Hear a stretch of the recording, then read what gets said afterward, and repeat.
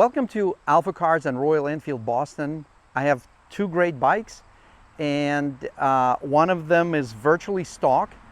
In fact, it may appear that it is a stock bike, but there is one change on this bike. And then this bike, we have some nice touring accessories we're going to share with you. So let's start from this bike. And by the way, for each accessory, and there are 3 on this bike, we're going to have a link down below that links to our eStore. So we're going to start from this Givi side bags. These are hard bags, high quality, amazing fit, designed specifically for this bike, and very easy to remove. And as you can see, they come with a nice little frame. Actually, I wouldn't call it little. It's a nicely designed, engineered structure, and it has all the proper engineering features to make it fit quick, reliable, and no rattles. So once again, as you can see, you literally just have these 2 spots, and you put them on these heavy-duty landing spots, and then you just snap it in. That's it. And then you have the key. It comes with 2 keys, so that's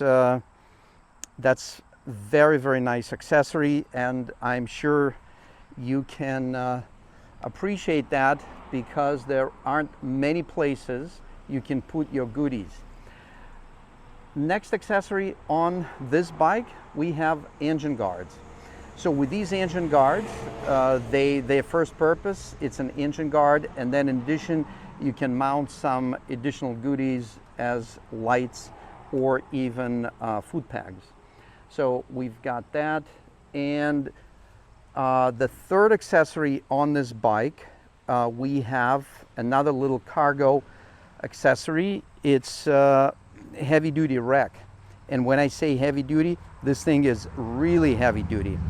It's stable and it's not going anywhere, and it works nicely, and you can still see a nice tail lamp, vintage style round Meteor tail lamp. So that is those are 3 things.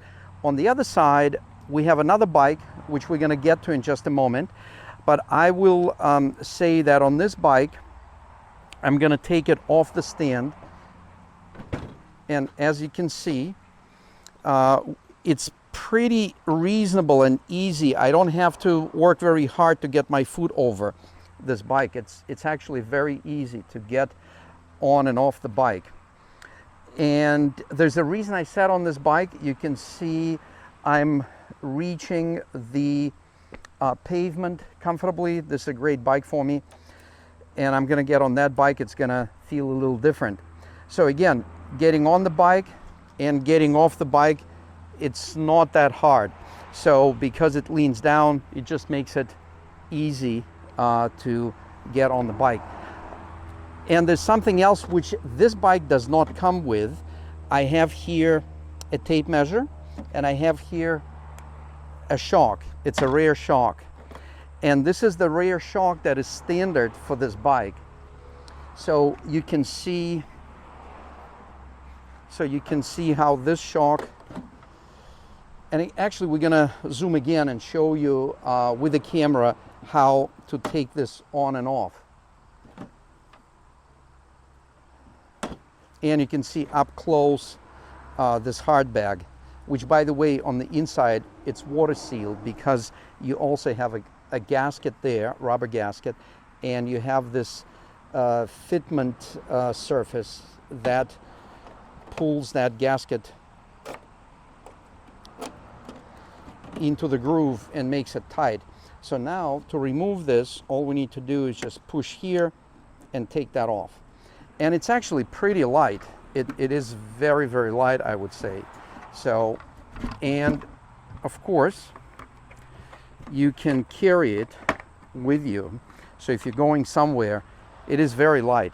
And then on this side, we have a similar situation. So if you were to take this off,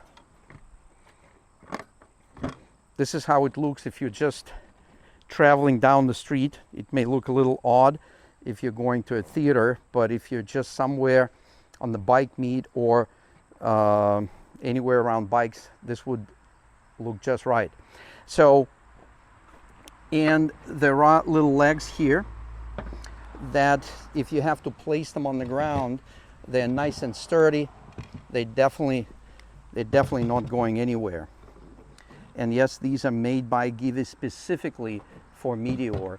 And we will also do another close-up of the frame and how it's set up on the bike. It's not a complex installation. It will take a little bit of time to do it right with all the spacers and with proper torques, which we recommend using a torque wrench.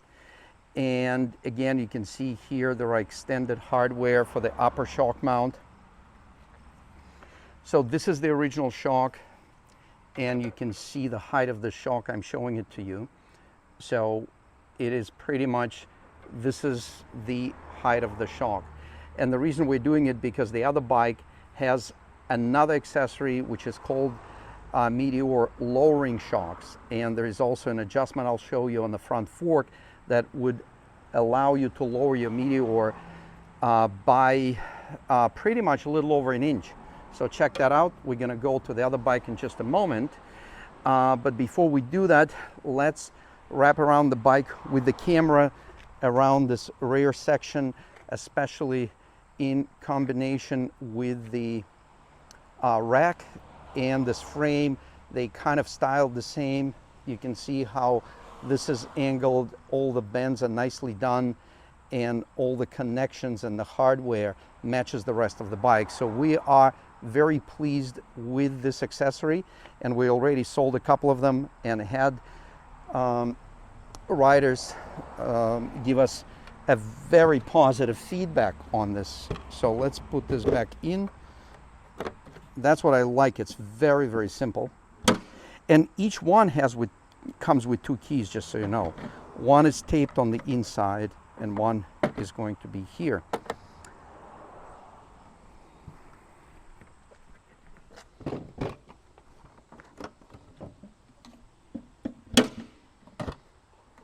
Yeah, very solid construction. So let's check out the other bike. So the other bike, obviously the same year, the same color.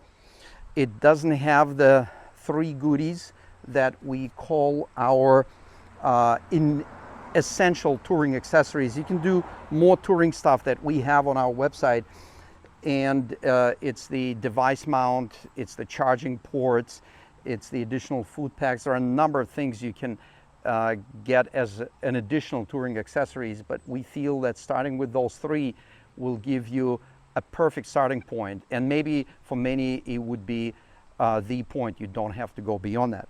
So let's take a closer look. We may get the camera on this side, and by the way, Dan, our marketing manager, is helping me with the camera. So you can see here, this is the lower mounting point and this is the upper mounting point. So we're gaining, let me just grab the,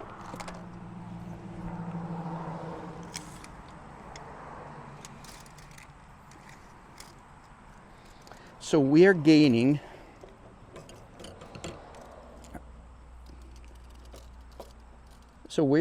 here 2 inches, a little tiny, a little bit over 2 inches here we're gaining in lowering the rear of the bike. And you can actually also see it if you roll back your video. You will see that there's more clearance here, a couple of inches more compared to the other bike when that other bike was on the kickstand. Will it translate into 2 inches over here for your foot? No, because we have not yet adjusted the front fork. And the front fork you don't have to buy anything for. We're actually going to show you what you do here. So what you would do here, you would lower the fork. You would lower the actually fork brackets, this whole system, you would lower it on the fork itself. And as you will see over here, let's take a look at it. You can see this is the initial setting from the factory. Here it is. And this is the adjusted setting up here. So as you can see, we're taking about an inch, maybe a little less, or about an inch here, 2 inches in the back. So we're probably a little over an inch in the middle of the bike for your height adjustment. So I'll show it to you, and it actually feels very comfortable. Even for me, I was fine on that bike, and when I get on this bike, even though that was not an uncomfortable position for me, I was very happy with it. But with these lowering shocks, I feel much better on this bike, just the way it is set up. So if I was offered between those two bikes, I would actually take this one. So this is not only for those riders that absolutely must have it in order to be safe on the road. This is a great accessory. This and this adjustment combined is a great accessory for pretty much any rider that is looking for a little more stability. You're also a bit lower. Your center of gravity is lower in this bike. So we highly recommend that. It's a very easy, very straightforward installation, and it is something that you can order on our eStore. We're going to have all the links down there, and when you receive that, if you have any questions on installation, you can always check in with us. But again, this is very straightforward. So let me see if we forgot anything. Well, we might as well start the bike and run it for you, and you can kind of see how it looks, how the bike feels and looks. And for me, I do like this lowering.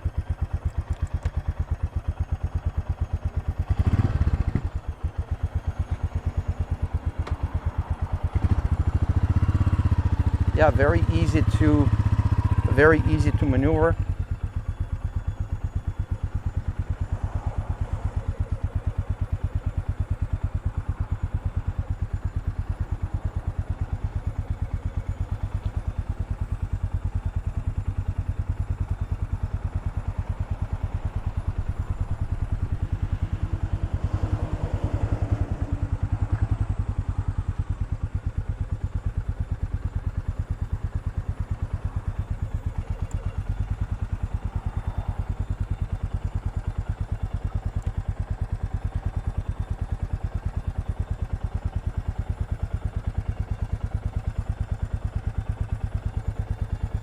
Yeah, as far as shifting, you can also do it toe and heel.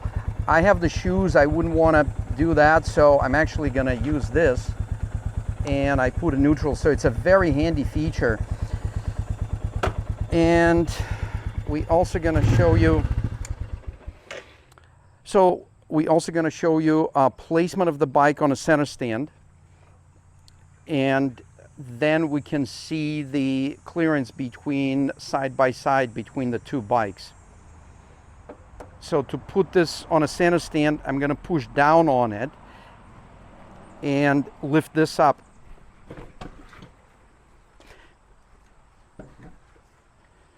So you can see how much clearance we have, and I'll do the same on this bike.